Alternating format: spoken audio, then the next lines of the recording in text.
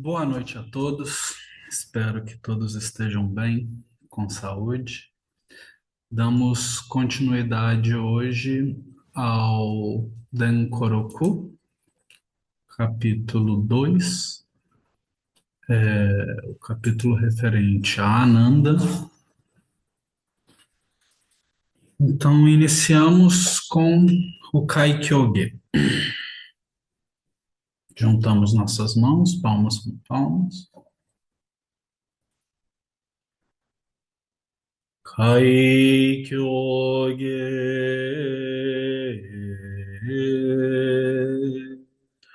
Mojo jin jin mi myoho hyaku senman nam sogu Gakon Kenmon Tokujuji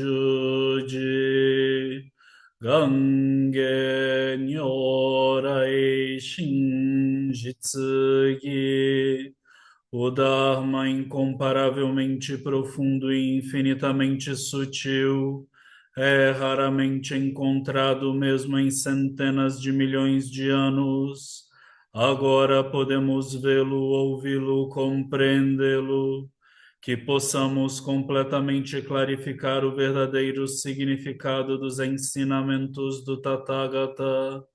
Mujo jin jin mi myoho Hyaku senman nam sogu Gakon kenmon tokujuji Gange nyorai shinjitsugi.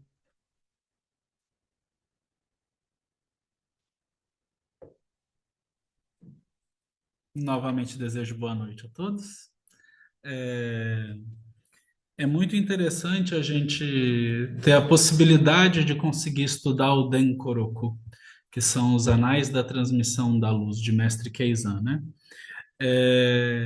E é mais interessante ainda a gente ter a oportunidade de estudá-lo através dos comentários de Noe Genroshi, né? Então, a tradução que a gente tem para o inglês é uma tradução feita pelo Daigaku Homme e pela Keiko Omai, né?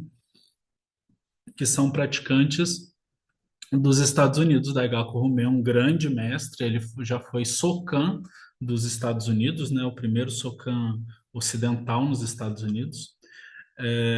E ensina o Dharma há muitos anos, né? Quase 40 anos está aí no caminho. E ele está fazendo essa tradução, né? Junto com a Omai-san, né? E é uma tradução bonita, porque o Inoue Genroshi, ele é muito preciso nas palavras, e o japonês dele é muito bonito, né? Então, quando a gente encontra uma tradução para o inglês assim, é muito interessante. E a nossa tradução para o português é feita pelo nosso querido Choshin-san. Então, nada melhor do que um praticante para traduzir praticantes, né? Então, o interessante dessa tradução que a gente está usando agora é isso, né?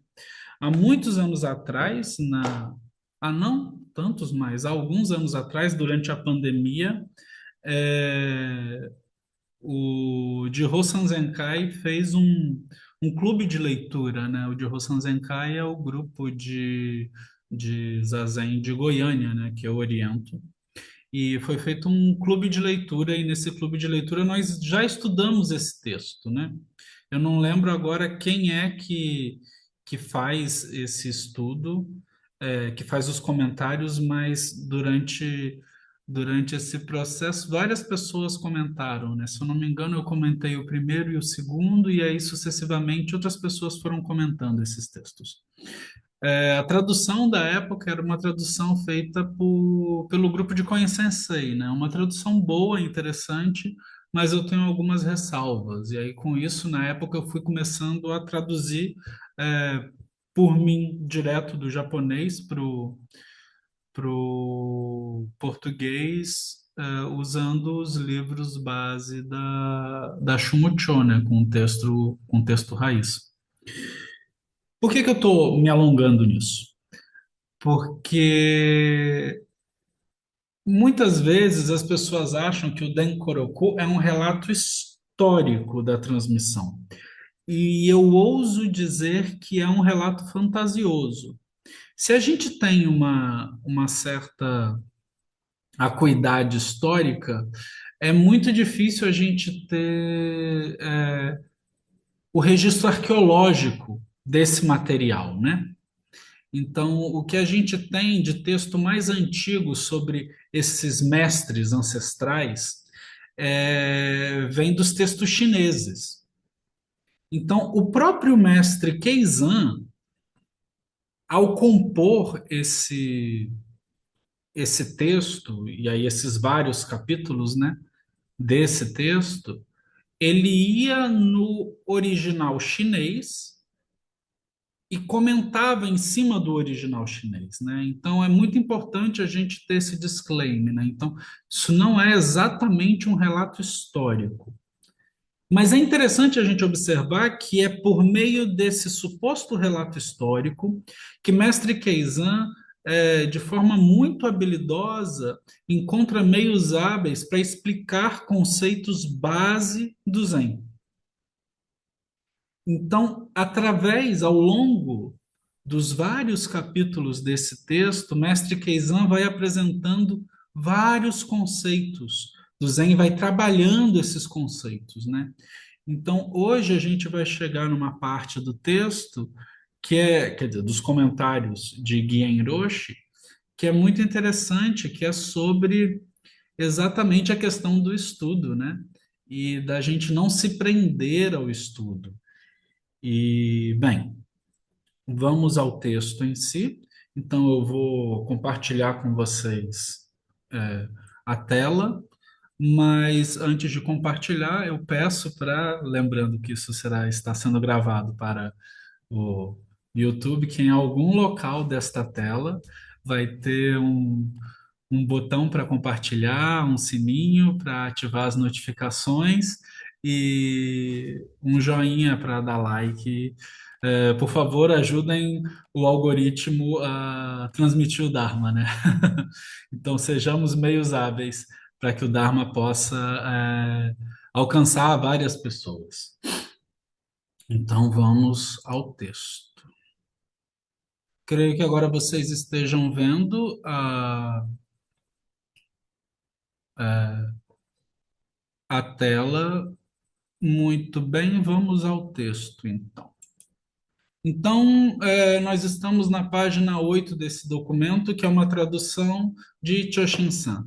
Lembrando que essa tradução não tem fins comerciais, né? É uma tradução para o grupo de estudos e também não é uma tradução oficial.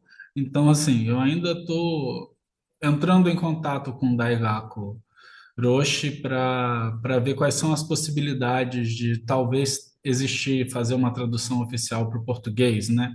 Desse texto em específico, e talvez, porque a Shumucho ela também lançou um texto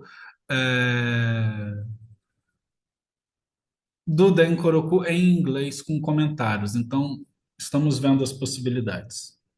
Muito bem, estamos na página 8 que já é o comentário de Guien Roche sobre o Nentei, sobre o comentário de Mestre Keizan. Então, lembrando que, para quem é novo no grupo, né, o que acontece é que Mestre Keizan vai comentando, talvez linha por linha, do caso raiz e das circunstâncias. E Guien Roche vai comentar em cima das palavras de Mestre Keizan. Então, no texto, no PDF, vocês vão poder observar que a parte que está em itálico são as falas de Mestre Keizan.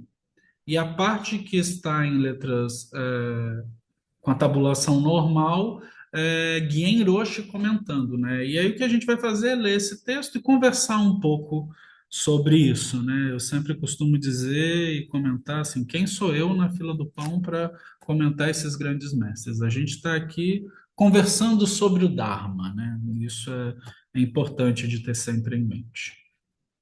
Então vamos lá.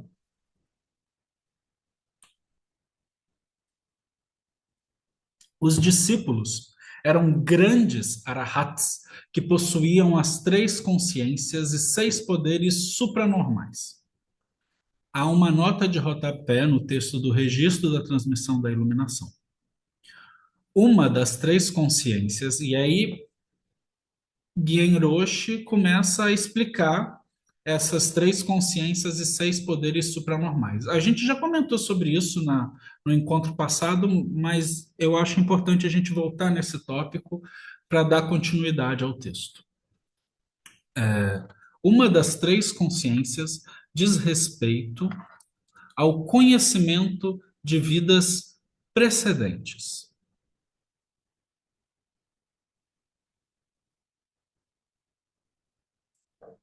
Essa é a capacidade de saber claramente como você viveu em vidas precedentes. A próxima consciência é a sabedoria do nascimento e da morte. A capacidade de saber que a verdadeira forma de si mesmo está além do nascimento e da morte. A terceira consciência é o conhecimento da exaustão dos contaminantes, as aflições delusórias. Essa é uma condição na qual nem mesmo um só pensamento surge em relação às coisas. Então, os textos clássicos eles apontam que essas três consciências elas elas estão é, relacionadas à forma como percebemos a nossa existência dentro deste mundo, né? Então, a primeira diz respeito a conhecer as vidas que precederam esta vida. A segunda diz é, ter a capacidade de saber a verdadeira forma de si mesmo, ou seja, que essa forma está além do nascimento e da morte. E a terceira é a exaustão dos contaminantes, ou seja, é terminar com todos os karmas que causam esta manifestação. É, os textos clássicos dizem que as duas primeiras consciências são possíveis através de técnicas meditativas variadas, independentes de pertencerem ao Buda Dharma, né? Independentes de pertencerem aos ensinamentos budistas. Mas a terceira consciência, ela é exclusiva do budismo, porque ela diz respeito a percebermos a real natureza de todas as coisas. Ou seja, percebermos o que está além da percepção ignorante, né? Porque a gente tem que lembrar o que difere os ensinamentos budistas dos ensinamentos de outras tradições. E é importante a gente sempre ter isso em mente, né? Os ensinamentos budistas, eles vão falar que todas as coisas elas têm três marcas, né? Na verdade, quatro, mas a gente pode trabalhar inicialmente com três. Anicca, Anatman e Dukkha, né? Anicca é a impermanência, nada é fixo e permanente. Ou seja, os fenômenos e a forma como nós percebemos as coisas não são fixas e não são permanentes. A outra, é, a outra marca é Anatman, né? Nada tem uma natureza própria. Então, enquanto as tradições da época de Shakyamuni Buda eh, reafirmavam, colocavam que todas as coisas têm uma natureza própria, a tradição budista, Shakyamuni Buda, vai ensinar que, por nada ser fixo e permanente, nem mesmo essa natureza própria pode ser fixa e permanente, né? E a terceira marca, dukkha, que é o sofrimento, ela decorre da não percepção das duas anteriores, né? Então, as três, na verdade, elas vão se relacionar, porque elas são fundamentalmente aspectos de como nós percebemos de forma equivocada a realidade, né? Então, nós achamos que as coisas são fixas, nós achamos que as coisas têm uma natureza própria e nós não percebemos a real natureza de todas as coisas, né? Por isso acabamos sofrendo, né? Então, quando essa terceira consciência ela se manifesta, ela é um sinal de que nós temos a capacidade de perceber as delusões, né? Então, aí ele vai dizer, né? Essa é uma condição na qual nem mesmo um só pensamento surge em relação às coisas, ou seja, essa percepção separada, dividida da realidade, né? Ela não se manifesta, ela não surge. E aí, Guien Roche dá continuidade. Os seis poderes supranormais são o olho divino, o ouvido divino, o poder de conhecer outras mentes, o poder de conhecer vidas precedentes, o poder de ser o que quer que se deseje e a capacidade de pôr fim a todas as ilusões e aflições. E aí, novamente, os cinco primeiros poderes são poderes que, segundo os clássicos, eles são alcançados em qualquer prática meditativa, e o sexto poder, ele é fruto da percepção da real natureza de todas as coisas. Ele é fruto do Buda Dharma, né? Então, o olho divino, né? Ou seja, conseguir ver tudo, todas as condicionantes, né? O ouvido divino, né? Conseguir ouvir todas as condicionantes, né? É o poder de conhecer as outras mentes, você conseguir perceber o que passa na mente do outro, né? O poder de ver as vidas precedentes, que se assemelha muito à primeira consciência, né? Que diz respeito a saber claramente como você viveu as vidas precedentes, né? O poder de ser o que quer que se deseje, né? Isso é uma das marcas, por exemplo, que acontece com Ananda durante essa história que nós estamos estudando aqui. No caso raiz, Ananda é proibido de entrar na caverna onde está ocorrendo o primeiro concílio budista porque ele não tinha realizado o caminho ainda, né? Ele não tinha nem realizado o fruto do estado de Arahat. E aí Macacachô impõe como condicionante para Ananda participar desse primeiro concílio, que Ananda conseguisse entrar nessa sala, nessa caverna que estava trancada, né? E aí Ananda manifesta o estado de Arahat e consegue, através desse poder de ser o que quer que se deseje, ele diminui o seu corpo e passa pelo buraco da fechadura do, da caverna, né? Então, esse é um dos aspectos da realização do estado de Arahat, né? Mas o aspecto de fato que tem a ver com o Buda Dharma, com a tradição budista, né, com os ensinamentos, é a capacidade de pôr fim a todas as ilusões e aflições. E aí, pôr fim a todas as ilusões significa perceber a realidade como ela é, né? E pôr fim a todas as aflições é perceber a sua mente como ela realmente é, né? Clara, luminosa, né? Desperta. Estando aqui, em nossa localização atual, é possível saber sobre assuntos distantes. Embora isso soe como algo especial, se você estiver verdadeiramente quieto e imóvel, esse tipo de coisa é bastante natural. Isso também se aplica ao olho divino. Por causa desse nome, você pode pensar que deve ser algo especial, mas não é. Se, por exemplo, uma pessoa aparece diante de você, é possível discernir o ser inteiro dela vendo seu rosto ou pelos vários movimentos que ela faz. É assim que funciona. E quanto ao poder do ouvido divino, essa é a capacidade de ouvir coisas que uma pessoa normalmente não consegue ouvir.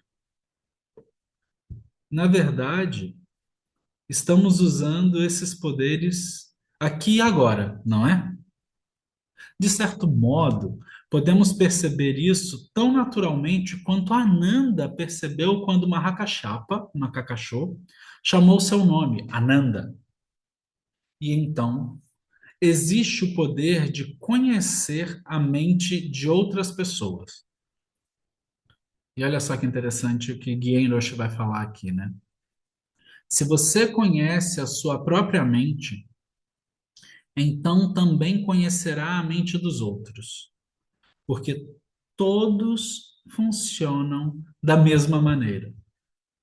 Eu já falei sobre o poder de conhecer vidas passadas e o poder de pôr fim a todas as aflições delusórias. E aí, com isso, Guian Hiroshi, ele vai explicar que esses poderes, eles, na verdade, eles não estão tão distantes assim do que a gente vivencia, né? Do que a gente vive. A grande questão é que a gente não percebe as coisas claramente, né? A gente não tem a capacidade de ver as coisas como elas realmente são, né? Esse é o ponto aqui tratado por Guien Roche. Ananda, continuando o contexto, né? Ananda deu um sermão maravilhoso, de modo que esses grandes arahats que possuíam as três consciências e seis poderes supranormais pensaram e disseram: Não sabemos. Nós nos perguntamos: este é o retorno do Tathagata ou foi Ananda que disse isso? Eles o louvaram, dizendo: Todas as águas do vasto oceano do Buda Dharma fluíram para a pessoa de Ananda. Tudo, e aí Genroshi continua, né? Tudo o que o Buda havia dito fluiu para Ananda e um sermão maravilhoso surgiu dele. Os discípulos disseram: Não há uma única palavra que se desvie do que o Tathagata pregou. Todos os sutras budistas que permanecem hoje são aqueles que Ananda recitou de memória. A partir disso, sabemos com certeza que o nosso caminho não depende de ouvir muito, nem depende de realizar o fruto do estado de Arahat. Devemos tomar este caso raiz como prova disso. Isso foram palavras de Keizan Zenji, né?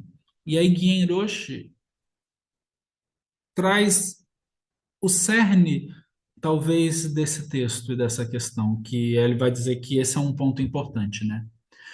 Mesmo que vocês tenham ouvido e aprendido muitas coisas, e mesmo que tenham realizado o fruto do estado de Arahat, o que significa, como mencionado anteriormente, que tudo está tão organizado que nenhuma aflição delusória surge, o Buda Dharma está fora do âmbito de tais coisas. Desde o início, o Dharma, os ensinamentos de Buda, é, como dito nos versos inscritos na mente crente ou na mente confiante, né, o Shinjin Mei, o grande caminho não é difícil. Isso é um dos versos do Shinjin Mei, né? Essa coisa em si, isso daqui, né? Esse corpo, né? E aí o Guien Roche aponta para o seu próprio corpo, né? É feita do grande caminho. E assim, uma pessoa e o ambiente nunca podem ser separados. Não importa no que você acredite. Eles são feitos para sempre se moverem juntos como um só. Uma pessoa e o ambiente à sua volta, né? Cada pessoa é dotada desde o início com essa verdade. É importante penetrar esse eu. Portanto, isso não pode ser atingido alcançando apenas um pouquinho de realização do fruto.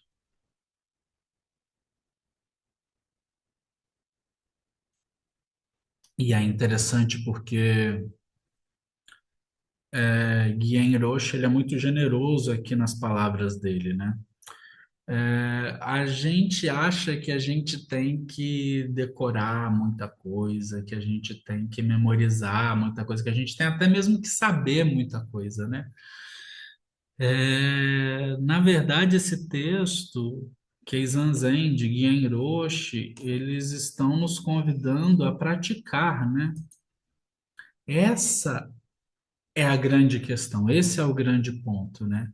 Até que ponto nós estamos desenvolvendo nossa prática, né? Porque se a gente ficar apenas nesse nível superficial, a gente acaba só decorando as coisas, né? O texto ele vai seguindo, né? Embora ele, Ananda, tenha seguido Kashyapa, né, Mahakasho, Mahakasyapa, por 20 anos, foi somente quando esse episódio ocorreu que ele teve o seu primeiro grande despertar. Ananda foi assistente do Buda Shakyamuni por 20 anos e depois praticou com Makakasho, Mahakasyapa, por mais 20 anos. Mas, passado esse tempo, ele ainda tinha uma dúvida sobre o que mais havia sido transmitido do Buda Shakyamuni para Mahakasyapa, além de um kassaya, de um okesa, de um manto feito de brocado de ouro. E aí, esse manto é um manto que foi costurado pela tia do Buda, né? A tia do Buda dá um manto para ele, isso está em algum dos sutras, e aí é dito que Makakasho Mahakasyapa recebe esse manto do Buda Shakyamuni, né? É, Certamente foi assim. Na transmissão do Dharma do sexto mestre ancestral, Huineng, né? Huineng é o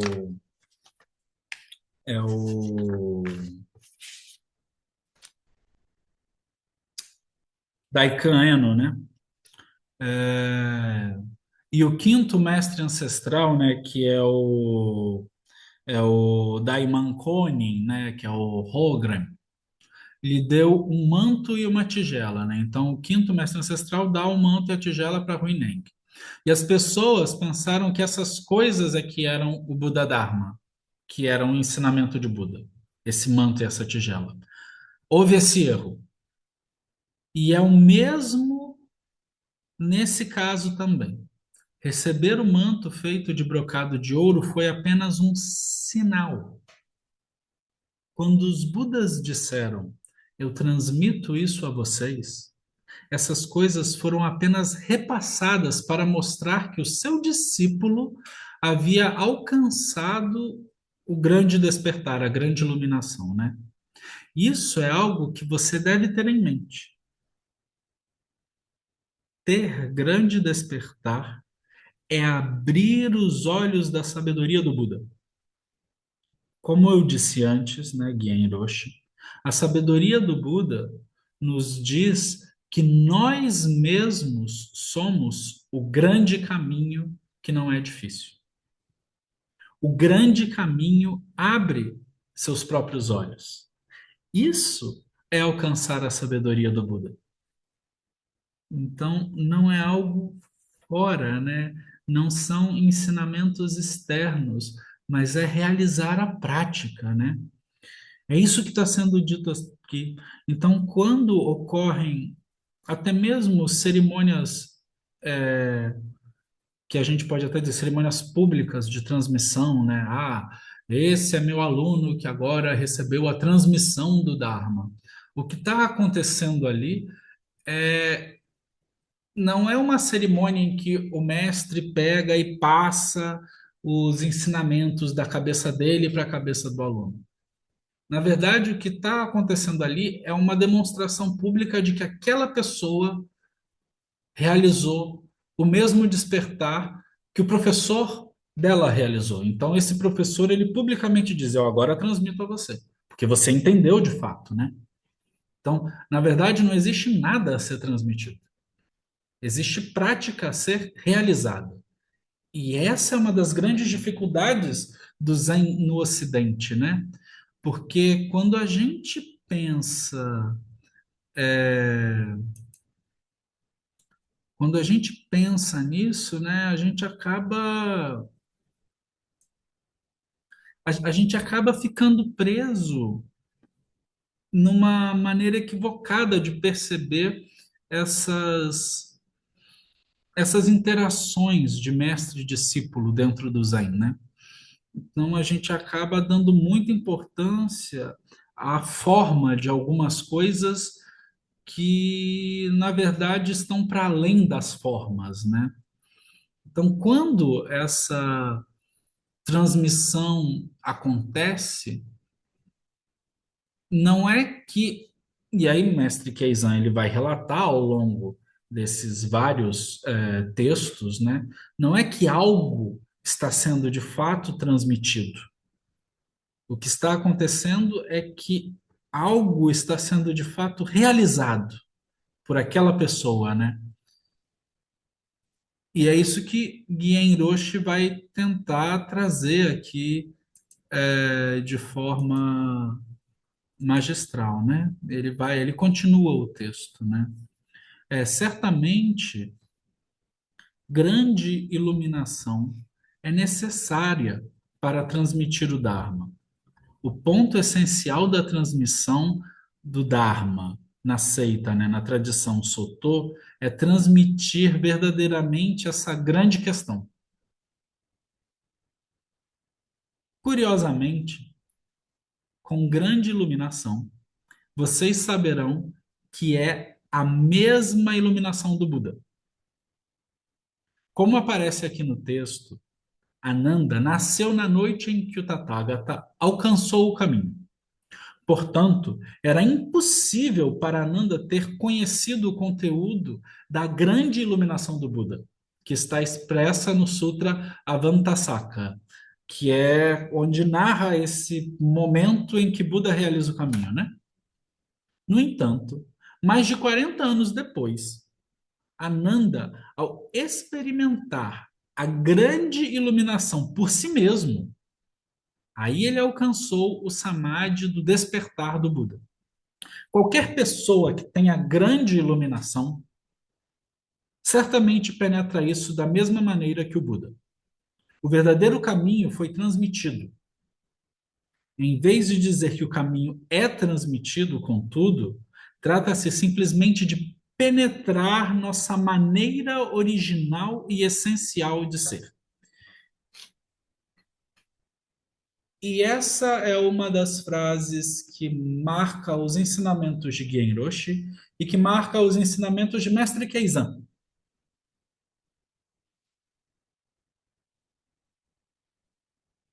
O que que a gente faz quando a gente está estudando budismo, né? A gente pode dizer que a gente está fazendo uma grande aula de epistemologia, né? Ou seja, a gente está percebendo como os fenômenos se manifestam. Ou a gente está taxando, ou relatando como esses fenômenos são percebidos por nós, né? Quando Guien Roche traz esse ponto aqui, né? Ele está tocando o cerne dos ensinamentos. Em vez de dizer que o caminho é transmitido, contudo, trata-se simplesmente, isso é muito bonito, de penetrar nossa maneira original e essencial de ser. E aí a pergunta é, como é que a gente faz isso? Mais à frente, Guien Roche vai dizer, né? É o zazen. Então, quando a gente está praticando o zazen, quando a gente está apenas nos sentando e observando nossa real natureza, nós somos perpassados por essa mente original, né? Por essa maneira original e essencial de ser.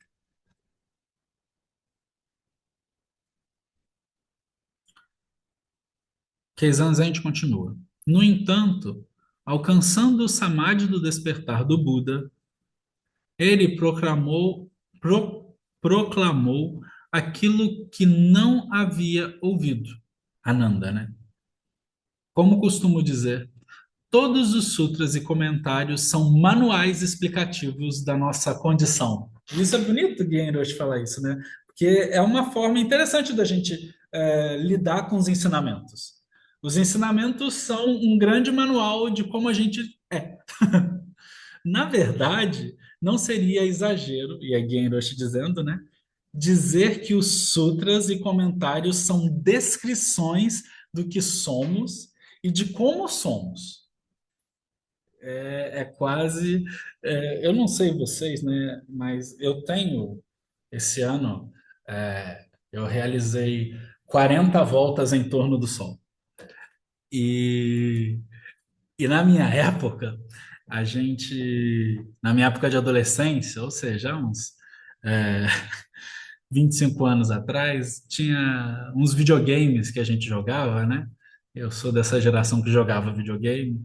E aí, de vez em quando, a gente ia nas bancas de jornal, porque a gente ficava preso nas fases, e aí tinha lá os detonados, os manuais, as revistas, contando como é que a gente passava de uma fase para outra, né? Eu ouso dizer que, de forma muito generosa, Buda Shakyamuni e Ananda deixaram esses detonados há mais de 2.600 anos. E aí, uns 500 discípulos se juntaram numa caverna para escrever isso em folha de palmeira. E aí isso chega até a gente hoje, né? Então, talvez, e aí é o que mestre Guien Roshi está colocando, né? Esses ensinamentos, eles são nada mais, nada menos do que um manual, né? Então, os sutras, eles são isso, né? E essa percepção dos sutras é muito bonita, né? Porque é muito verdadeira, é muito íntima, né? E faz com que não seja uma coisa distante.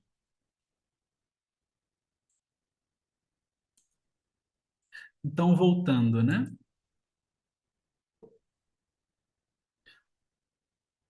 Como costumo dizer, todos os sutras e comentários são manuais explicativos da nossa condição. Na verdade, não seria exagero dizer que os sutras e comentários são descrições do que somos e de como somos. De qualquer forma, sua não. E aí, mestre Keizan, né? De qualquer forma, sua não entrada no caminho dos professores ancestrais é absolutamente a mesma que a nossa própria não entrada. Isso é mestre Keizan falando há 700 anos atrás. E aí Guimarães fala, foi somente depois de atingir a grande iluminação, o grande despertar, que Ananda percebeu que nunca havia entrado na sabedoria do Buda.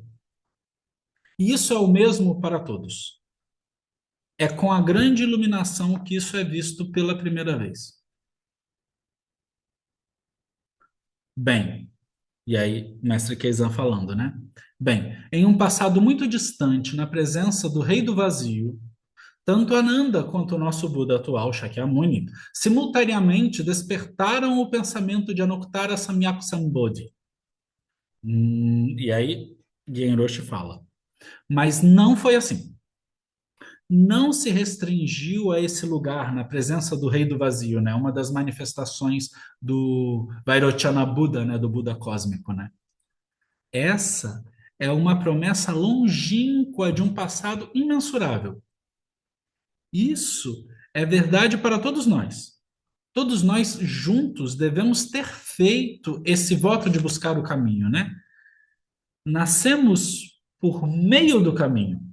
Então, inevitavelmente, ansiamos por ele. Contudo, quando se busca alcançar o caminho, a maneira como o faz pode lhe desviar do caminho. Vocês estão realmente indo na direção de penetrar o caminho propriamente dito? Ou estão indo na direção de buscar o que vocês pensam que os ancestrais Budas realizaram, tentando ouvir e memorizar o que eles disseram?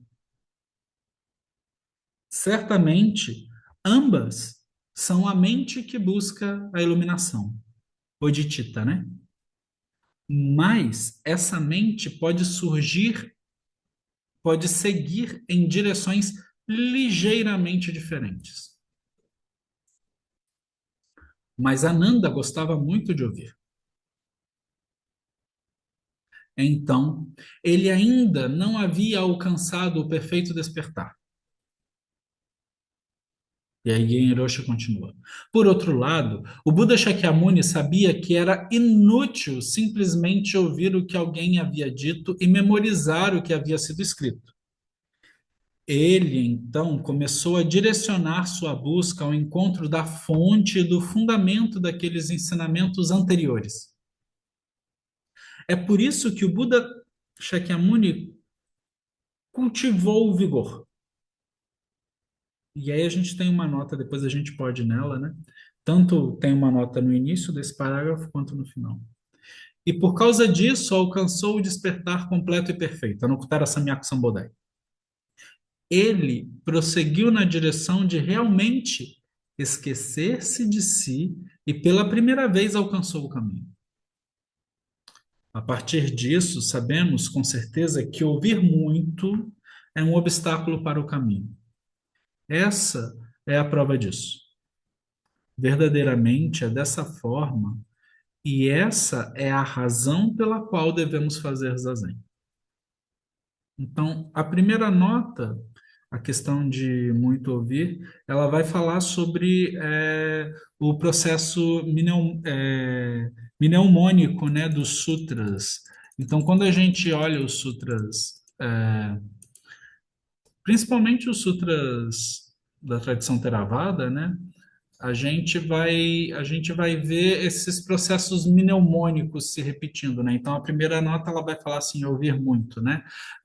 Tamon, é, aprender muito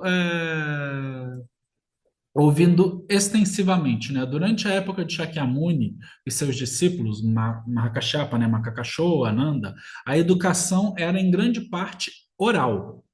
Uma pessoa aprendia ouvindo e, é, e grande ênfase era dada à memorização do que se ouvia, pois essa era a maneira como os discursos do Buda, os sutras e o Vinaya eram preservados e transmitidos. Mesmo no leste asiático, onde os textos escritos eram reverenciados, muitas vezes se aprendia ouvindo-os sendo recitados e depois repetindo o que se tinha ouvido. Em ambas as regiões, os professores apresentavam informações oralmente e os alunos as repetiam palavra por palavra. Portanto, o termo ouvir muito, embora indique que uma pessoa é muito conhecedora, também conota a memorização mecânica, por repetição, e a capacidade de recitar. Como o conhecimento em questão foi ouvido de outrem, pode não ser baseado nas próprias experiências da pessoa e, portanto, pode permanecer meramente abstrato ou teórico.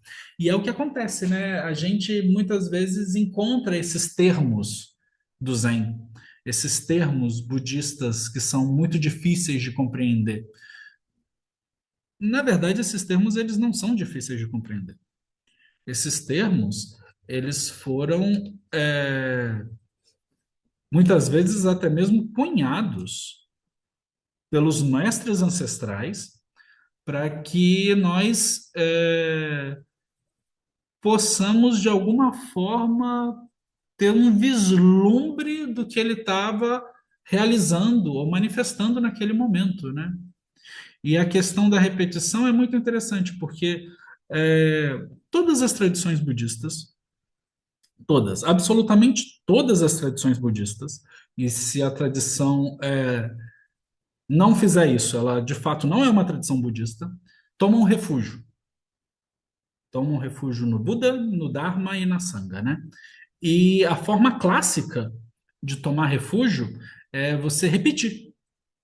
Então, um professor, um mestre de preceitos, ele fala o refúgio e as pessoas repetem esse refúgio 3 vezes, né? Ou seja, mesmo dentro de aspectos litúrgicos, a gente tem entranhado neles aspectos de conhecimento, de estudo clássico budista. Então, o jeito clássico de se ensinar budismo é esse, né?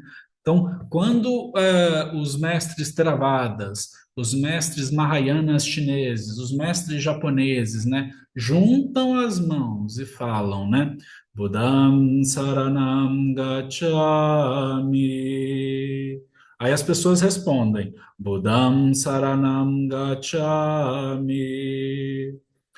Dhammam Saranam Gacchami.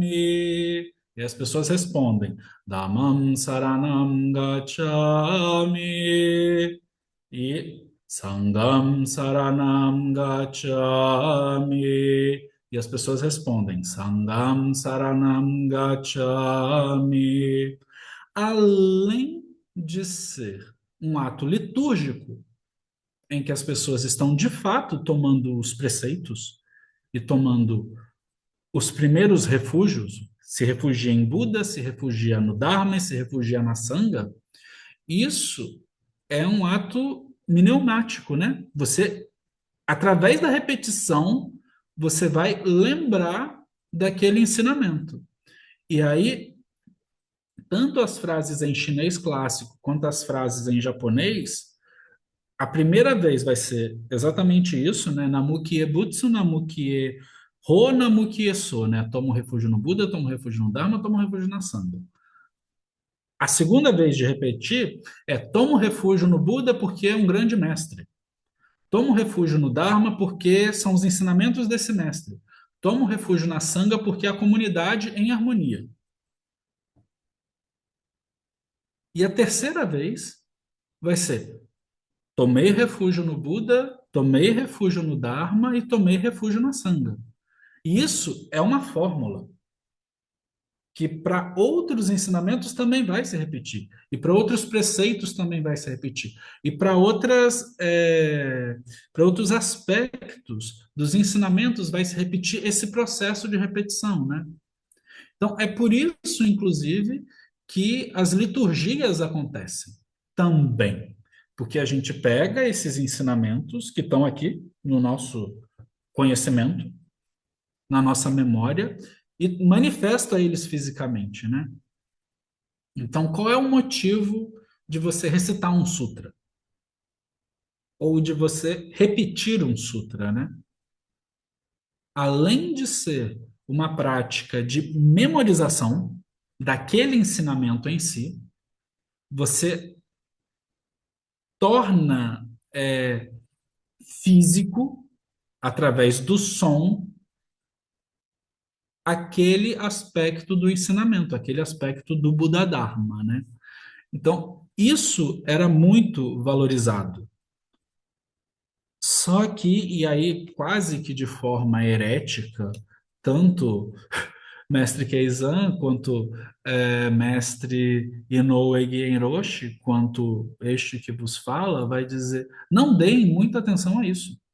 Porque não adianta você saber todos os sutras se você não pratica. Não adianta você conhecer todos esses termos, toda essa teoria, se você não tem a prática. E aí, por isso que dentro da tradição Zen se dá uma ênfase muito grande à prática. Você tem que realmente sentar e praticar. É uma tradição de prática, de jhana. O que a gente faz é jhana yoga, né? Yoga enquanto prática e jhana enquanto absorção meditativa. Então, a tradição Zen, para quem não sabe, ela vem das tradições de Jnana Yoga. A gente faz exatamente o que Shakyamuni Buda fez. Ele se senta debaixo da árvore e realiza o caminho como? não é um outro Buda que aparece para ele. Ele não vai para o coração de um grande Bodhisattva. Ele não vai ser salvo por nenhum ser externo. Ele se senta em absorção meditativa e realiza o caminho. E esse caminho ele foi realizado. Ele não foi revelado. Ele foi de fato realizado, né? E esse processo de realização do caminho é mapeado. E aí, esse mapear do processo é o que a gente chama de sutras. São os ensinamentos, são o Buda Dharma. São meios hábeis para a gente conseguir perceber como é que o nosso mestre fundador, grande benfeitor, né? Existem vários epítetos para Buda, né? Mestre do despertar, grande médico, grande benfeitor. Por quê? Porque ele, de forma hábil, conseguiu fazer o que ninguém na geração dele tinha feito, que é, de fato, passar para frente o método e mostrar: olha, eu realizei o caminho com este método, ou seja, isto é possível. Agora realizem vocês. Então, assim, não adianta também você ficar só decorando o método se você não colocar ele em prática, né? E aí esse é o ponto. Esse é o grande convite de Guien Roche, é o grande convite de Mestre Keizan, é o grande convite do Zen para a nossa vida, né? O que que a gente faz com isso, né? Por que que a gente está aqui, para vocês que estão na internet, daqui a, sei lá, 20, 30 anos, sem a internet ainda existir, e assistindo esse vídeo por um acaso, né? Por que que a gente estava aqui numa terça-feira, dia 23 de junho de 2026, 2 dias depois do solstício de inverno, um frio danado, eu aqui no Paraguai e as outras pessoas em algum lugar aí do mundo, estudando o Dharma, né? Por que que a gente está fazendo isso, né? A gente está fazendo isso para conseguir entender o método. E aí, depois que a gente tiver essa conversa, essa discussão, que é muito legal, que é muito bacana, o que que a gente tem que fazer com isso de fato? A gente tem que sentar e praticar. Porque isso é o que os nossos mestres ancestrais fizeram. É o que mestre Keizan fez, é o que mestre Dogen fez, é o que Gen Roshi fez. E eles encontraram meios hábeis de conseguir transmitir, de conseguir ensinar para as próximas gerações isso, esse método, né? E é isso, é essa ênfase que Genroshi está dando aqui à prática, né? Então vamos só continuar um pouquinho mais o texto e a gente abre para conversar, né? Então, voltando aqui.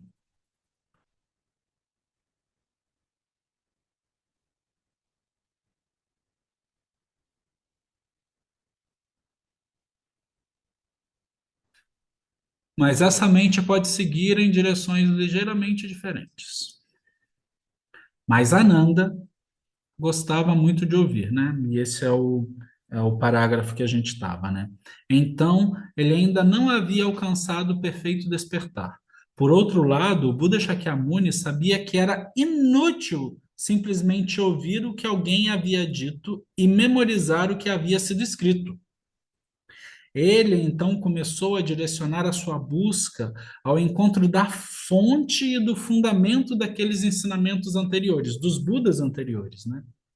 É por isso que o Buda Shakyamuni cultivou o vigor, ou seja, praticou a diligência, né? A paramita da diligência.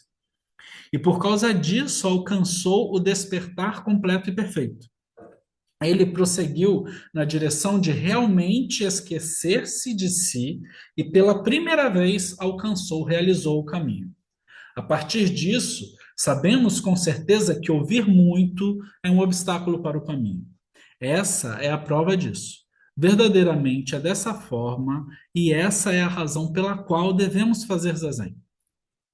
Aqui, Keizan cita um aforismo. Tome, por exemplo, uma pessoa destituída que conta o tesouro de outra, enquanto ela mesma não tem meio centavo. Ouvir muito também é assim. Não importa o quanto se conte o tesouro de outra pessoa, não valerá nada. Isso é apenas um desperdício de esforço. Então, ao invés de fazer Tamanha inutilidade, o curso mais efetivo é alcançar isso firme e verdadeiramente por si mesmo. Keizan Zend convida todos vocês a seguir na direção em que possam alcançar isso definitivamente. Se você deseja aderir intimamente a esse caminho, não se deleite em ouvir muito.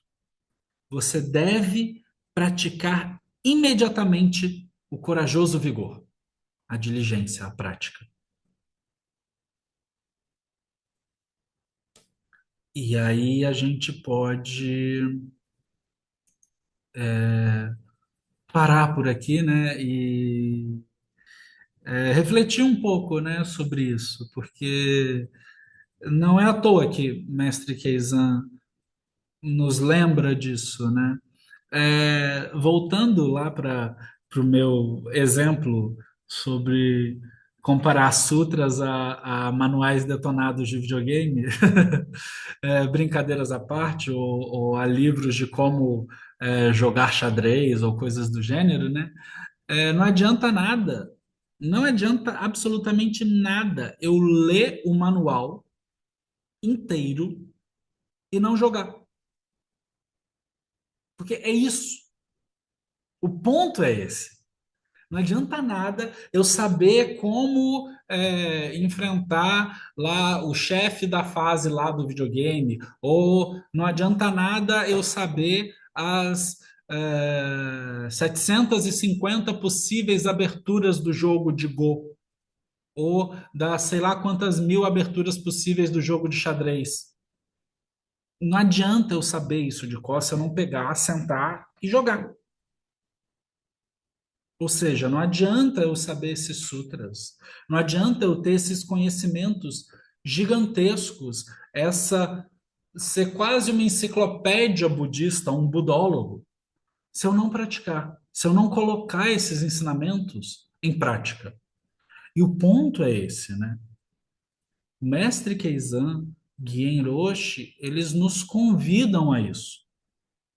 Então, se tem alguma coisa que a gente pode é, ter em mente assim e guardar de alguma forma sobre o texto, sobre esse texto, sobre o capítulo de Ananda em específico, é isso, né? Não adianta você saber tudo, não adianta você ser uma enciclopédia budista se você não pratica. Então, assim, os livros, eles estão ali na estante, né? Tem todos os ensinamentos, estão ali.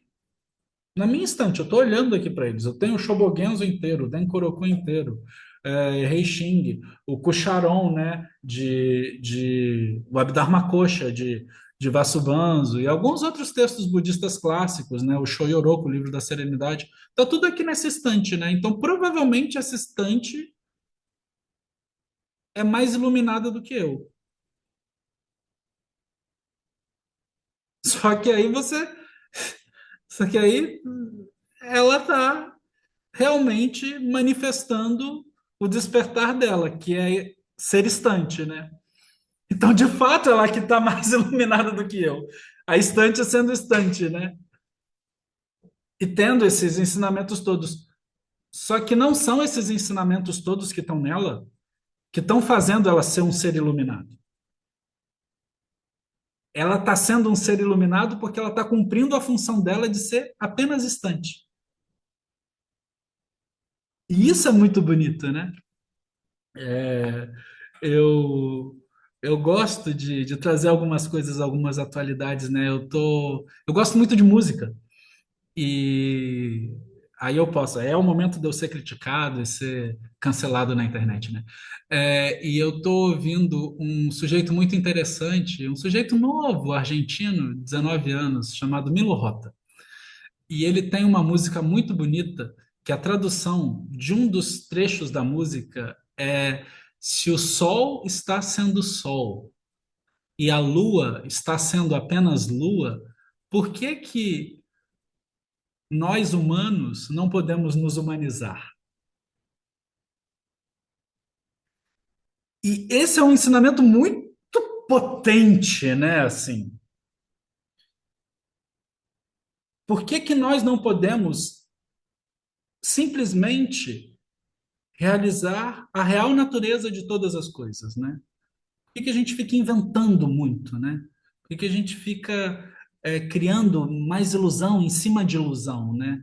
Então, é interessante porque esse menino, 19 anos, né, novo, não teve intenção nenhuma de trazer nenhum tipo de ensinamento budista profundo nas suas músicas. E isso é o mais interessante. As músicas sendo músicas, o mundo sendo mundo, né? Então, a gente, enquanto humano, a gente devia ser mais humano, né? Como a estante aqui está sendo estante. Muito obrigado. Agora podemos conversar um pouquinho. Temos aí alguns minutos para compartilhar. Boa noite, Shoei-san. Eu queria perguntar sobre, lá no começo do texto, quando você mencionou sobre os poderes supranormais. Essa parte para mim ainda ficou um pouco confusa, porque eu entendi que não é nada literal, mas eu não entendi direito qual que é a mensagem que o texto está querendo passar. Porque tá, não é literal, só quando você fala que o Ananda ele diminuiu de tamanho e passou por uma fechadura, Você deve pensar. qual seria a metáfora por trás disso?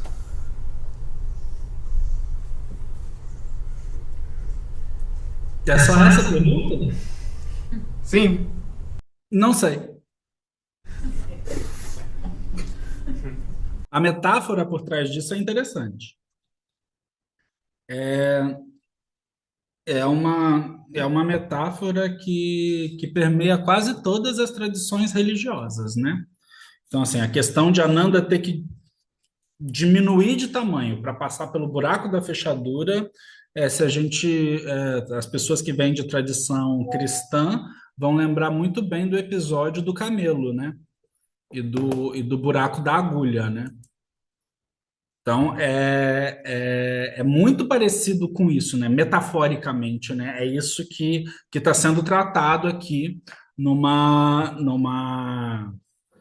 visão um pouco mais abrangente, né? Então, quando Macacachô fala para Ananda que ele tem que manifestar alguma forma de entrar na sala e o que Ananda faz é diminuir de tamanho para passar no buraco da fechadura, eu acho que o recado está muito bem dado, assim. Ananda diminui de tamanho, né? Ananda tem que segurar, assim, como bom carioca que eu sou, vocês me desculpem, temos pessoas de várias regiões do Brasil, né? Ananda tem que segurar a onda dele, né? Assim, Ananda tem que diminuir um pouco a bola, né? Segura sua onda aí, meu filho. Menos, menos. No sapatinho. Chega aqui, mas chega no sapatinho, né? Tudo bem, você tem uma memória muito boa, você decorou tudo o que o Buda disse, mas se é para entrar aqui, entra no sapatinho, menos. Vem, vem, vem, vem mais tranquilo, diminui, né? Esse é um dos aspectos. O outro aspecto é que dentro das várias tradições religiosas da época, das várias tradições meditativas da época, existiam esses relatos desses poderes supranormais.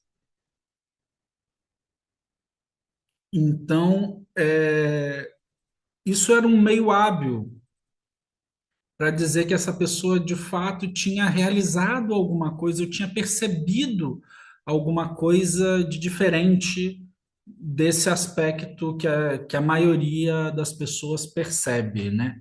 Então, assim, por que que isso é colocado dessa forma, né? Vale a pena a reflexão, né? O ponto é, Ananda, que tinha vivido quase 20 anos com Buda Shakyamuni, e era primo dele, Ou seja, vivido 20 anos enquanto discípulo direto, né? Enquanto monge. Mas provavelmente Buda Shakyamuni pegou Ananda no colo, né? O nosso amigo Siddhartha Gautama pegou o jovem mancebinho Ananda no colo. Ananda estava ali com ele quase que o tempo todo, né? Na barra do manto dele. Por isso que Ananda ouviu tudo e decorou muito, né? Mas apesar disso, Ananda não tinha conseguido nem sequer realizar o estado de Arahata, né? O estado de perfeição. Mas que tipo de perfeição? Perfeição de prática, né? Então, assim, a prática básica ele não tinha conseguido realizar. Então, por isso que é usado esse quase aforismo ou meio hábil ou figura de linguagem para dizer que Ananda tinha que realizar pelo menos alguma percepção um pouco mais profunda dos ensinamentos, né? Porque não adiantava nada ele saber tudo de cor, né? Então não adiantava nada ele bater na porta lá com um monte de gente reunida, discutindo e explicando e falando sobre os ensinamentos e dizer, olha, eu estou aqui, eu sei de tudo, eu decorei tudo, vocês não querem ouvir, não? E aí Macacachô diz, ô meu querido, segura aí sua onda, vamos, vamos. Você pode vir, você pode entrar, mas você vai ter que passar por essa porta, né? E aí muitas vezes a vida coloca essas portas pra gente, né? E a gente tem que saber onde estão as chaves da porta, né? Ou então a gente tem que saber como diminuir o suficiente para passar pelo buraco da fechadura da porta, né? E aí é bom a gente é, lembrar disso, né? E essa é uma figura de linguagem que passa por várias tradições religiosas, né? Pela tradição judaico-cristã, a gente tem o, o rabino que viveu há 2000 anos atrás, que disse que é mais fácil o camelo passar pelo buraco da agulha do que o rico entrar no reino dos céus. Né? Não é simplesmente o rico por ter dinheiro, mas é a pessoa metida, né? É a pessoa arrogante, né? Então, diminui um pouco, né? Ananda, segura sua onda. Diminui um pouco aí, fica aí do tamanho do buraco da fechadura, aí você consegue passar. Aí você consegue entrar e se sentar conosco e consegue nos ensinar. Porque enquanto você for grande demais, você não vai conseguir ensinar, porque você não vai conseguir nos acessar. Então, é por isso que esses poderes são citados aqui, né? E esses poderes, eles são citados como coisas que as pessoas que praticam conseguem realizar, né? Não sei se eu expliquei muito, respondi a sua pergunta, mas eu acho que a reflexão é por aí. O que que você acha? Eu entendi, Shoei-san. Muito obrigado. O que é ser um ser humano? É uma boa pergunta. É a pergunta que a gente deve se fazer todos os dias assim que a gente acorda, né? Não só o que é ser humano, mas o que é ser, né? Existir nessa manifestação enquanto a gente está aqui, né? Então, mais do que ser humano é existir nessa manifestação, né? Ser humano é uma dádiva, difícil de alcançar, segundo os textos clássicos, né? É, o nascimento humano ele é muito precioso e muito raro, porque é através do nascimento humano que a gente consegue praticar o caminho. Não que outras formas de nascimento não sejam possíveis, mas é pouco provável que a minha estante agora consiga fazer zazen, porque ela está muito preocupada em ser estante. Entendeu a sutileza? Enquanto humanos, nós temos a possibilidade de praticar, porque talvez por um erro de sistema, a gente veio ignorante demais. E a gente percebeu que a gente estava ignorante. Percebeu que a gente estava muito ignorante. E aí, com isso, a gente tem a possibilidade de praticar. Olha só que fantástico. A estante não tem a possibilidade. Então, assim, ser humano é ser um ser que consegue praticar, que consegue perceber a prática. Agora, mais do que isso, e aí não é só ser humano, é ser, né? Ser nesse universo, nesse modo de vida, nesse modus operandi da existência, é perceber a real natureza de todas as coisas. Qual é a real natureza de todas as coisas? Qual é a mente iluminada? Qual é a mente do despertar? Mestre Keizan responde isso na introdução do Dankoroku. Quando ele fala de Buda Shakyamuni e do processo em que Buda Shakyamuni realiza o caminho, ele vai dizer que quando Shakyamuni Buda realizou o caminho, foi dado o primeiro rugido do leão e a roda do Dharma girou. E Buda Shakyamuni disse: Eu e a grande terra e todos os seres simultaneamente realizamos o caminho. Respondendo a sua pergunta, Magnação, ser humano é ser este E que consegue conectar este eu de Buda Shakyamuni à grande terra e consegue conectar a grande terra a todos os seres. Ser humano, de fato, humanizar-se de fato, é ser essa ponte, é ser essa conexão, é ser essa percepção da real natureza de todas as coisas que realiza o caminho simultaneamente.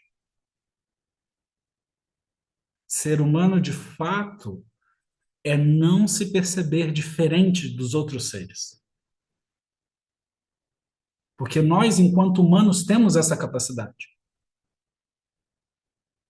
Nós, enquanto humanos, temos a capacidade de olhar essa estante e perceber que ela talvez seja um ser, de olhar o cachorrinho e perceber que ele talvez seja um ser, e de olhar você, Magna-san, e perceber que você e eu não somos coisas diferentes. E que todos vocês agora, nesse instante, nessa sala aqui do Zoom, não somos diferentes. E vocês aí na internet, no futuro, não somos diferentes. Somos a manifestação da real natureza de todas as coisas simultaneamente. O problema é que a gente não percebe isso. Aí a gente se torna invejoso, a gente se torna avarento, a gente é, tem raiva, cobiça, inveja, ganância. Aí a gente é permeado por esses venenos mentais, por essas emoções aflitivas que dificultam a nossa percepção da realidade. Então, assim, ser humano é essa grande amálgama disso tudo. Mas mais do que isso, né? Ser humano, de fato, é você conseguir perceber que você tem o potencial manifesto de realizar o caminho. Então, é você ter, de fato, empatia com todos os seres. De fato, você vê as pessoas sofrendo e encontrar meios hábeis para acabar com o sofrimento. Ser humano é isso. A nossa responsabilidade enquanto humanos é essa. É isso que Buda Shakyamuni nos ensinou, né? Nós não somos seres que vão ficar apáticos, nós não somos seres que vão ficar apenas meditando. Não, muito pelo contrário. O processo do despertar, ele é muito mais profundo, porque ele requer um tornar-se Buda a cada instante e perceber a real natureza de todas as coisas em todos os seres a cada instante. E aí é para isso que a gente pratica, né? Então, assim, Os ensinamentos são maravilhosos. Eles são o grande manual disso daqui. Mas se a gente não praticar, não adianta, inclusive não adianta a gente saber o que é ser humano.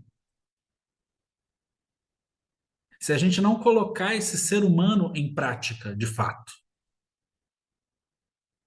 E esse é um ponto que a gente tem que trazer para a nossa prática, para refletir o que nós somos nesse mundo, nesse meio em que vivemos, né? E qual é a nossa real responsabilidade com isso tudo, né?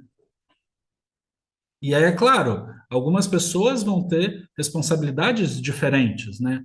A minha responsabilidade enquanto professor do Dharma é conseguir transmitir, passar esses ensinamentos de forma palatável para vocês. E aí, cada um dentro do nosso convívio, do nosso meio social, vai ter uma responsabilidade distinta. As responsabilidades, elas não têm que ser iguais. Nem todo mundo precisa ser monge, por um exemplo. E é o que eu falo para os meus alunos monges, né? Quando eles vêm falar comigo, quero ser monge, eu falo, eu prefiro que você seja um bom praticante a um péssimo monge. É muito melhor que você seja um bom praticante a um péssimo monge. É melhor que você faça 5 minutos de zazen todo dia do que não faça zazen nunca. Então, assim, são coisas pequenas que vão modificar. E essas coisas pequenas, elas podem de fato ser feitas pelos humanos, né? Então, o que é ser humano é conseguir praticar 5 minutos todos os dias. A Márcia San, ela coloca, Mestre Shoei, foi muito impactante a parte em que o senhor disse é o caminho que abre os olhos através de nós. O senhor poderia comentar um pouco mais sobre isso? É o que eu estava comentando agora há pouco, né? O Mestre Keizan e Guien Roche, eles trazem isso de que é a prática, né? A prática se manifestando enquanto prática, né? E quando nós praticamos, o caminho ele se abre, né? Quando nós de fato, de forma sincera, nos sentamos e praticamos o zazen e de fato trazemos essa prática do zazen da almofada para o mundo, porque o ponto é esse. Não adianta você ficar fazendo corrida para ver quem faz mais zazen, né? Eu consegui fazer 2 horas de zazen. Eu consegui fazer 6 horas de zazen por dia. Não adianta nada disso se você não pega esse zazen e coloca no mundo prático, né? É o que eu costumo lembrar, né? Não adianta nada você fazer yoga todos os dias e não dar bom dia para o seu porteiro. Não adianta nada você sentar em zazen todos os dias e não olhar com compaixão para quem precisa. E aí o caminho ele se abre dessa forma, né? Ele se manifesta dessa forma, né? E a gente não precisa fazer muita coisa, só segundo os pinguins de Madagascar, não faça movimentos bruscos, Kowalski. Mas brincadeiras à parte, é um pouco isso, né? Assim, então esse caminho ele tá aí se manifestando o tempo todo, né? O tempo todo se manifestando. É bonito, né? Mestre Keizan, ele vai dizer que nós somos a pupila dos olhos de Gautama. Então, quando Gautama realiza o caminho, né? Quando Siddhartha, de fato, realiza o despertar, todos os seres realizam o despertar ao mesmo tempo, né? Então, no instante em que, e em todos os tempos, né? Então, no instante em que nós nos sentamos em Zazen, nós nos sentamos e somos essa pupila dos olhos de Gautama vendo o Zazen, vendo a prática, realizando a prática, né? Então, o Zazen é muito maravilhoso também por causa disso, né? Porque naquele instante em que nós nos sentamos de fato em Zazen, e é um microsegundo que é assim, pegue naquele instante nós também somos os olhos do próprio Gautama. Talvez vendo o pasto na sua frente, né? Nós estamos vendo a parede muitas vezes. Estamos em cima de um zafo. Gautama estava em cima de um amontoado de grama, né? Debaixo de uma árvore. Nós estamos ali, naquele instante, e aquele instante é o mesmo instante de Gautama.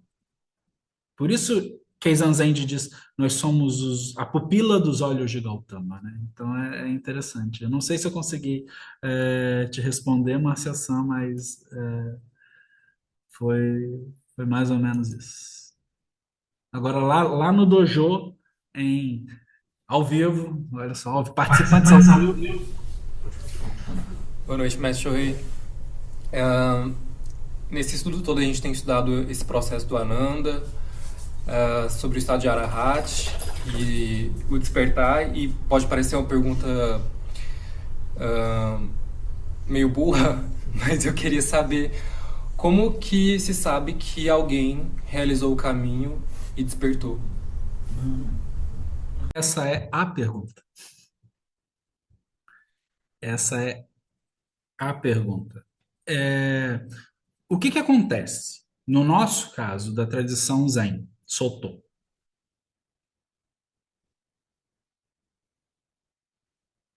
o que acontece é o que a gente chama de transmissão do Dharma. O termo em japonês é Shiho, né? O mestre transmite o Dharma para o discípulo, né? E aí ele manifestou esse Dharma que foi aprendido de geração após geração, né? De fato, dentro da tradição budista, a gente meio que não sabe. E aí eu vou ser muito sincero com você e quase herético, né? A gente não sabe, né? Sejamos sinceros aqui, né? Vamos, vamos ter um pouco de hombridez, né? A gente não sabe se despertou ou não, mas acontece alguma coisa. O que eu posso dizer do meu caso? Eu não sei se eu despertei, de fato, eu acho que eu não despertei, eu estou muito longe do que é sequer um arahat, nem um bodhisattva, assim, sem diletantismo, sendo muito sincero com vocês. Mas aconteceram algumas coisas durante a minha prática. Aconteceram alguns processos de uma percepção maior, eu poderia ousar dizer. E o que aconteceu? Eu conversei com o meu professor. E aí é por isso que a relação professor-aluno dentro do budismo é muito importante. Então, os processos que aconteceram durante a minha prática de zazen, eu levei para o meu professor. E aí eu posso falar da minha prática pessoal, né? E aí eu não sei se outros professores teriam a capacidade de falar sobre isso que eu estou falando agora. E sendo muito sincero, né? Eu não sei se eu despertei, se eu iluminei ou se eu só vi luzes estranhas. Mas alguma coisa mudou, de fato, na minha vida. Isso eu percebo. A minha vida antes da prática era uma, e a minha vida depois da prática se torna outra. E durante esse arco de aprender a praticar, a minha vida foi mudando. E ao longo dos anos de prática, e são quase 20 anos de prática, né? A minha vida foi mudando. Então, eu sento para fazer zazen pela primeira vez, eu tinha 19 anos, né? E aí, ao longo desses 20 anos, 21 anos que eu venho, até hoje, que eu venho praticando, eu estou com 40, a minha vida mudou, de fato. A forma como eu percebo e lido com as pessoas mudou. Mais do que um processo místico, sobrenatural, a forma como eu passei a lidar com as pessoas se tornou diferente. E é assim, se existem poderes supranormais, se existem 3 claridades, 6 penetrações, anyway, Não sei. Eu sei que a forma como eu lido com as pessoas é diferente, de fato.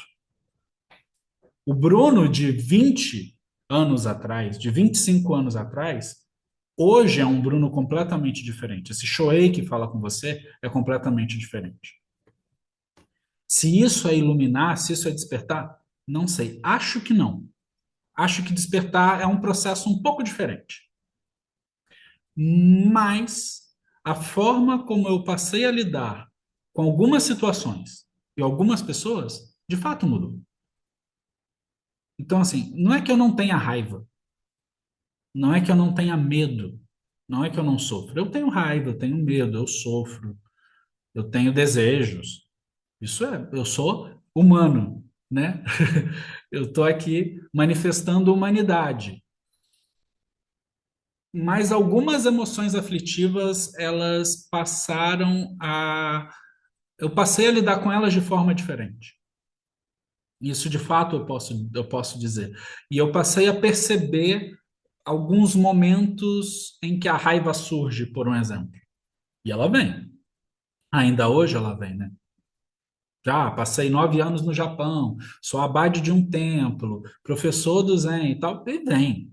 E vai vir.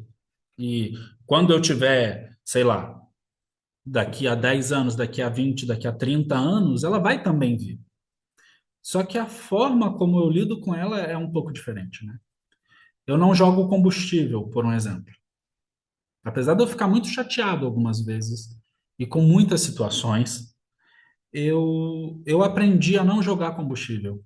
Eu aprendi a, de fato, identificar esses pensamentos e esses processos mentais e a dar um passo para trás. Então, assim, se eu posso dizer a prática me deu poderes sobrenaturais, talvez esse seja o poder, de aprender a dar um passo para trás, de aprender a ter um olhar maior. E mesmo assim eu ainda tenho muita dificuldade. E a gente, volta e meia, se prende em algumas armadilhas que a gente mesmo cai, né? E a gente mesmo faz essas armadilhas, diga-se de passagem, né? É, outro dia eu estava vendo um meme de uma pessoa que estava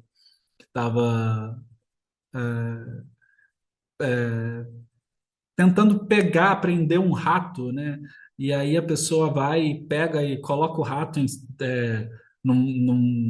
coloca o rato num pote, num balde desses e pum, cobre o rato, né? E aí a pessoa sobe em cima da cadeira e tira o balde, aí solta o rato de novo, aí começa a gritar de susto com o rato, né? A gente solta esses próprios ratos na nossa vida, né? Sim. De fato, muitas vezes a gente faz esses processos de autossabotagem, autoengano, e e às vezes, deliberadamente, a gente faz isso com os outros, o que é pior, né? Então, assim, muitas vezes não é nem nossa culpa algumas situações. A maioria das vezes não é, na verdade, né? Mas o que que eu posso dizer da minha prática? Eu passei a conseguir observar algumas causas e condições. Então, poderes sobrenaturais existem ou não? Não sei. Eu, particularmente, não estou levitando, não estou tendo um olhar divino, ainda não acertei na Mega Sena. Inclusive, se algum de vocês conseguir desenvolver esse, a gente chama de Siddhi, né, em sânscrito, que são esses poderes supramundanos, né? Se alguém tiver esse Siddhi de Mega Sena, a gente agradece, porque a situação financeira é sempre difícil nas sangas no Brasil e no mundo de uma forma geral. Brincadeiras à parte, né? Esses poderes supranormais eu não manifestei nenhum deles. Mas para ser muito sincero com você, eu consigo perceber uma diferença, na forma como eu lido com algumas situações. Não todas, mas na forma que eu lido com algumas situações ficou um pouco diferente. E o treinamento no Japão ajudou, e algumas coisas ajudaram. E ter estudado budismo e os textos, os sutras, ajudou. Ler os manuais, os detonados, ajudou a passar algumas fases. Foi interessante isso, mas, mas eu acho que ainda falta muito. Eu acho que eu ainda não zerei, não, assim, o jogo. Eu acho que ainda estou jogando, né? Então, é meio que isso. A gente vai jogando esse jogo, que é a vida, e vai interagindo com as coisas e com as pessoas. E, te sendo muito sincero, não sei se a gente consegue de fato detectar que está iluminado, mas a gente pode tentar. E aí, se você conseguir antes de mim, você avisa. Isso é a minha resposta muito sincera para você, né?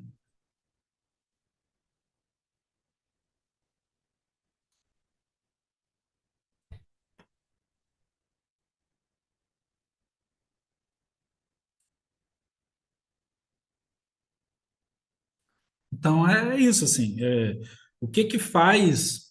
Qual é a diferença de sou eu que tô aqui falando para vocês ou ser outra pessoa? Não sei. Eu acho que eu acho que uma das coisas que vai ter assim uma marca de diferença, talvez, é a prática, né? Talvez o tempo de prática e a dedicação, né? Então, assim, eu sempre falo para os meus alunos, eu não sou um bom professor, eu tenho muitos erros, eu tenho muitas questões a resolver, muitas questões a aprender, a aprimorar. Você vê, eu tomo chimarrão e eu tenho que ficar mexendo na bomba porque ela entope, então isso já fala muito sobre mim. Mas, mas eu estou disposto a gente praticar juntos, né? Então, no que eu puder ajudar vocês, eu estou aqui. No que vocês puderem me ajudar, por favor, vamos praticar juntos, né? Sejamos sinceros na prática, né? Isso. Muito obrigado a todos, pela prática de vocês. Pratiquem. Então, assim, é importante que vocês lembrem disso, né? Se vocês fizerem 5 minutos de zazen, que é muito fácil por dia, vocês talvez estejam fazendo mais zazen do que o nosso amigo Ananda fez nos 20 anos que ele estava com Shakyamuni Buda. Brincadeira, não. Ananda praticava. Ele realizou o estado de Arahata, né? Verdade seja dita, né? Ele conseguiu ficar do tamanho para passar no buraco da fechadura. Então, de fato, ele teve humildade aí, né? Mas pratiquem. Praticar é muito importante, porque é através da prática que vocês vão conseguir vivenciar isso, né? O Zen, ele é muito pragmático nesse aspecto, né? A prática está aí, né? Vocês têm que sentar e praticar. Vejam, experimentem, né? Experimentem. O Zazen é maravilhoso por causa disso, né? Vocês podem fazer em qualquer lugar,